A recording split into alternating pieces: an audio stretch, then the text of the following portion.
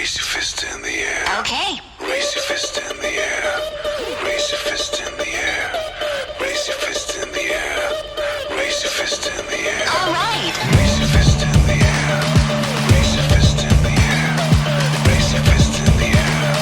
Raise your fist in the air. Okay. Raise your fist in the air. Raise your fist in the air.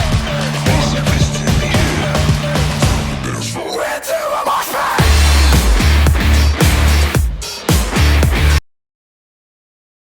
Hi everyone, my name is Emily and we're currently at Zix Tattoo Shop and we're doing an interview for Tattoo Portal Balkan.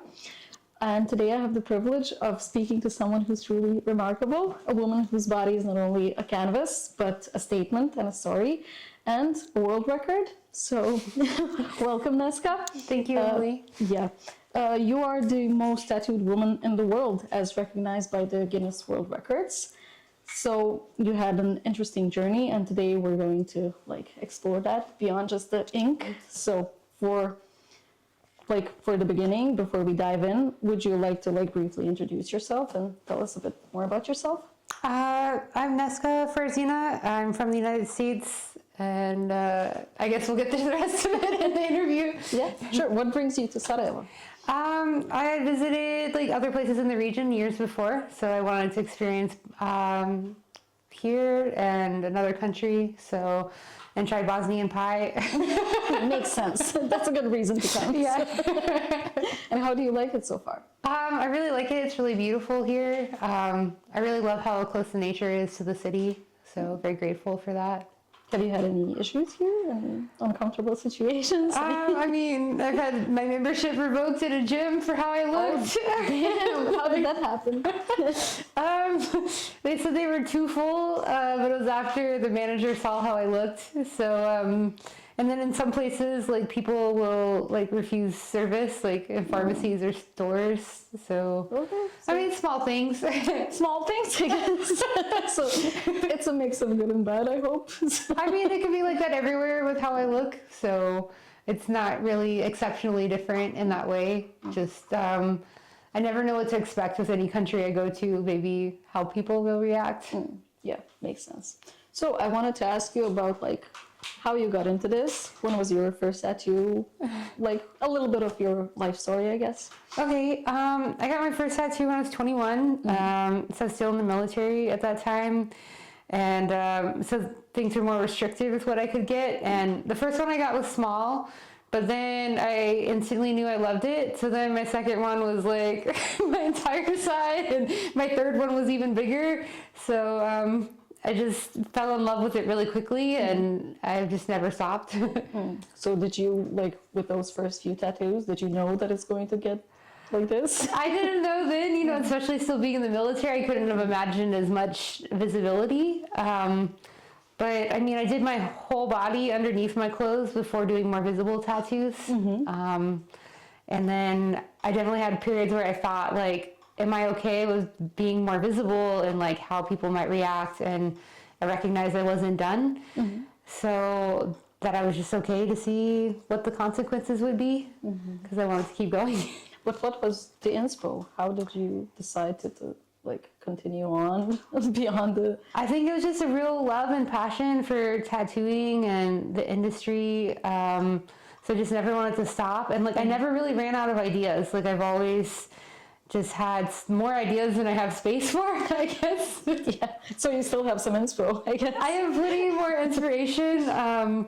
Yeah, some of it is just I've been working towards having a cohesive suit and just trying to keep that in mind. So that kind of navigates some of my decision making with tattoos now. But I mean, there's a lot of styles.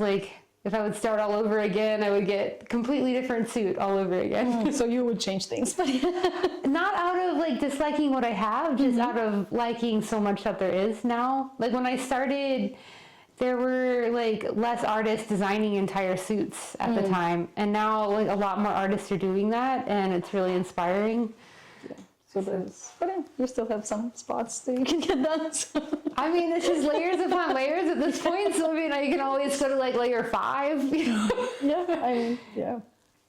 Also, I wanted to ask you, what part of your identity do you think is like most misunderstood by people who just like only see the surface? I think people tend to make a lot of judgments. Maybe they assume I'm like a criminal or a bad person for looking like this. And I mean, I feel like it's kind of silly because I'd be like maybe too obvious of a criminal. Like, Yeah, it like would if I came in and robbed the place, like you'd pretty easily find me. So it's kind of a silly misconception. Yeah, makes sense, I guess. Yeah. Yeah, and has there ever been a moment where you looked at your reflection and maybe like you didn't recognize yourself anymore, for better or worse? There's been a few, like, I think the face really shifts things a lot. Like, I mean, I absolutely love what I've done. Like, I feel more at home in my body now looking like this. But I remember when I got my eyeballs tattooed, it was like, oh wow, this is crazy. You know, I really did it. This is happening. Like, there's no going back. Like that you can't cover. You can't really change it. There's no lasering your eyes. And then I think again, like, tattooing my whole face, especially the color, it was a pretty significant transition as well. And I remember starting to deal with some of the reactions initially, and I was like, I had one moment where I was like, did I go too far? And then, like, in my head, but that didn't last very long. Okay, so would you reverse any of the things you had done? No, I wouldn't. I've covered a lot of things, but it wasn't out of like regret. It was more moving towards more of a cohesive suit or just sort of a shifting of a vision, but never from a place of regret. What do you think is like the strongest drive? Like what drives you to get more tattoos? Is it just like the beauty of it, or do you have any like spiritual reasons for it? Yeah, I mean, some of it is the love of it, but I do think, especially in like long, intense sessions, there is like a intense form of meditation that goes into it. And I really love that. Like, it's a kind of meditation that you can't really achieve very well in other means. Like, it's something that, like, letting go of the pain, it forces you to sit with yourself in a different way. And I really cherish that sort of spiritual experience. Do you ever like revisit your old tattoos? Are they in a way like a journal of your life, or? Yeah, so I've been pretty nomadic, so collecting things and having a home doesn't really work so well for me, but I've collected tattoos around the world. So that sort of formed a memory for me. And even if they're covered by other tattoos, I still remember what's underneath. And everything I did was never for other people. So like, even if they can't see it, the memory's still there for me. So I do kind of look back on some sometimes. Yeah, definitely.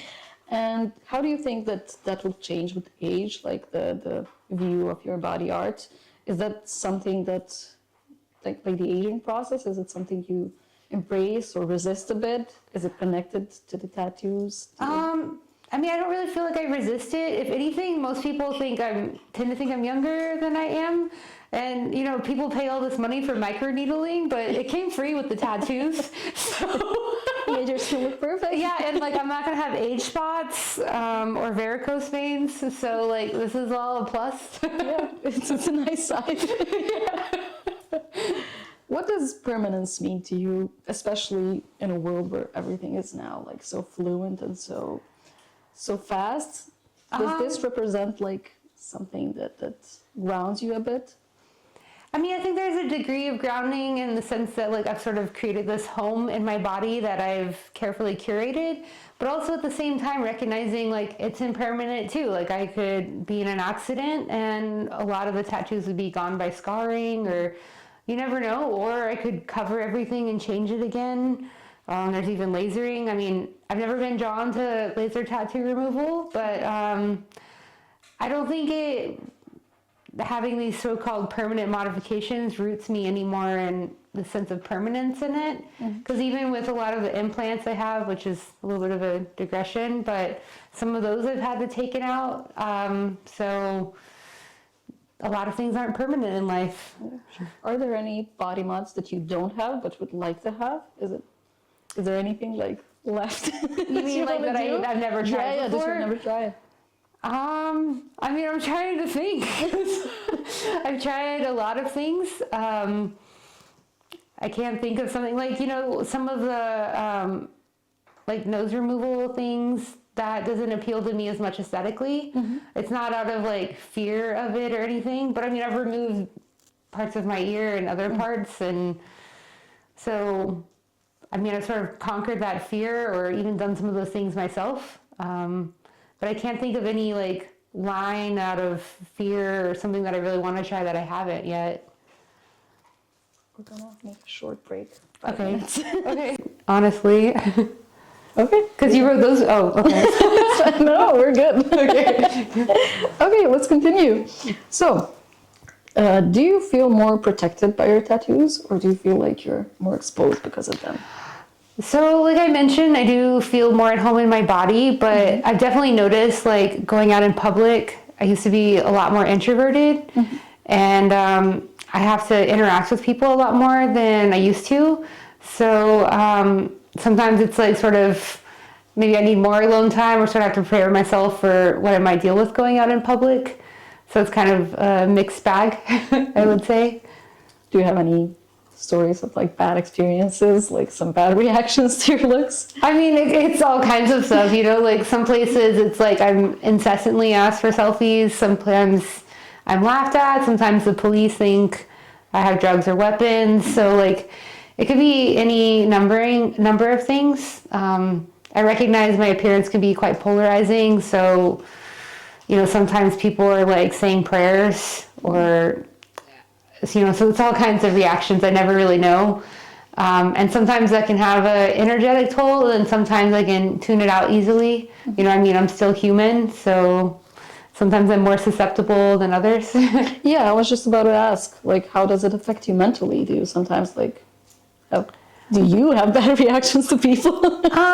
I try to never let people see those reactions. Like, even if I have a negative one, I kind of just let it go. And I recognize it probably says more about them than it does about me. And I think I'm so proud of myself for having the courage to be myself and to be an individual.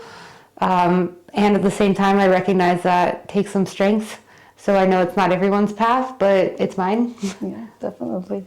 We commend you for that. Thank you. Is there a tattoo that no one ever asks about, and that maybe is something deeply personal for you that you would like to share? I don't have too many. I have some that were tattooed by our family in Romania last year, and those ones were really special because it was done with a lot of love and just a really cherished experience. So to me, that one is one of my most special tattoos, I think. What kind of legacy do you hope your body tells, like, after you're gone? Interesting question. Initially getting the record, I was thinking like I wanted to showcase the strength of women as well, and being able to achieve some of these records on par with men. Because when I started getting tattooed, a lot of tattoo artists were surprised that I could sit so well. They thought only men could. But now people mostly see like women can sit pretty well for tattoos. But in terms of legacy, I don't know if I want it necessarily to be from my body, but maybe I'll be a nice skin suit in a museum one day. That would be fun. I would be fine with that. You would be fine with that? Okay. Yeah, there was a doctor who did this with like Yakuza before. Except he had like 50 of them in a suitcase, and then he was going to the United States and they got stolen, and they have still never been found, So. Oh, damn. So we need to take good care of you. When I'm dead, like... Sounds fun. Whatever happens, happens. Okay. One last question for me, Okay. but then we can continue talking if there's something you would like to share. But if your tattoos disappeared, like, overnight, would you still feel like yourself? I think it would be pretty shocking for me. Like, it would be pretty weird to look in a mirror. One of the most requested pictures I get is what I look like before, and for me, it's still weird to look at. I had this one show, didn't end up happening, but they wanted to cover all my tattoos with makeup, and I was like, well, I'm still not gonna look normal. Like, you can't put more pieces on my ear, or like, take the implants away. Like, you'd have to do a lot of work to make it look normal. And it kind of scared me, though, even thinking about covering it with makeup, like seeing myself. Yeah, you wouldn't like to see that, or are you? I mean, I would be open to seeing it, you know, as a temporary one-day thing, if I was paid. But yeah, I think it would freak me out a bit to see at this point. Yeah, so it would be weird, I guess. Yeah, it would be very weird. I mean, how would you feel though, like if your tattoos disappeared? Yeah, but I don't have a lot. But still, yeah, but you know, still, like it would be different. it's become a part of you, right? Yeah, of course, of course. Yeah. So for you, it must be even more. Yeah. Okay, thank you so much for being so open with me and sharing your journey. And I would